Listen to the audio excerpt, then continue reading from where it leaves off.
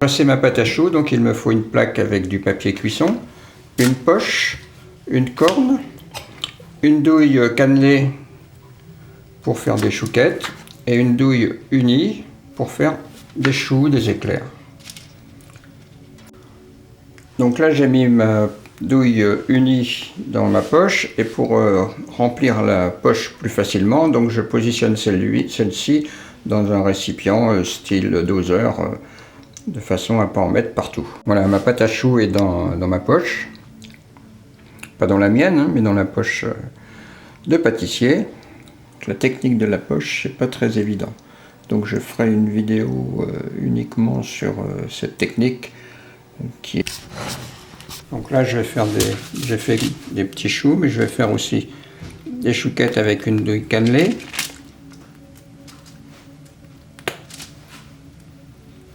Voilà.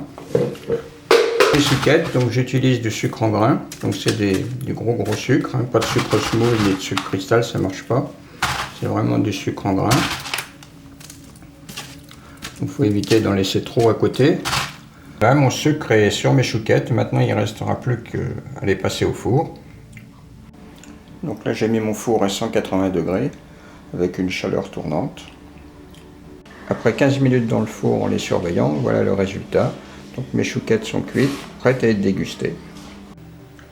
Une méthode autre que la poche à douille, donc qui peut être utilisée par tout le monde, qui est très facile. Donc j'utilise des moules silicone pour des petites tartelettes.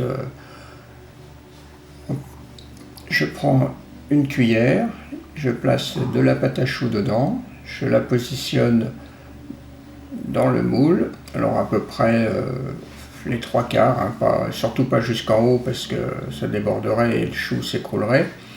Selon la taille du chou, donc on peut prendre des moules plus grands, on peut prendre aussi des moules à financier, par exemple, un mini financier pour faire des mini éclairs.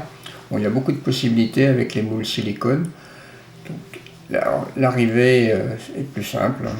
Okay, pour donner une forme correcte, hein, donc là j'ai pris un peu de lait, mais parce que j'ai vraiment très peu de choux, pour les aplatir.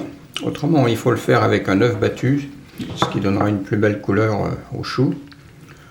C'est surtout pour lui donner une forme, pas avoir des choses qui dépassent de trop. Voilà. Donc là j'ai mis mon four à 180 degrés. Donc après 15 minutes à 180 degrés, j'ai laissé 5 minutes de plus à 160 pour qu'ils sèchent un petit peu. Donc voilà le résultat des choux dressés à la cuillère. Par contre pour le dessous, bon effectivement ils prennent un peu la forme du moule. Donc c'est un petit peu moins stable, mais bon c'est quand même plus facile pour ceux qui ne maîtrisent pas la poche à douille.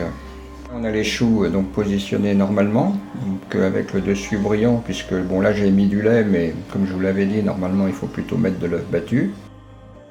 Si on veut une meilleure stabilité, donc on les retourne. Donc là effectivement ils sont beaucoup moins brillants. Mais si on veut faire des choux avec par exemple du sucre glace, donc ça n'a pas tellement d'importance qu'ils soient brillants ou pas, puisque le sucre glace va recouvrir la partie du chou. Voilà, j'espère que ça vous a aidé.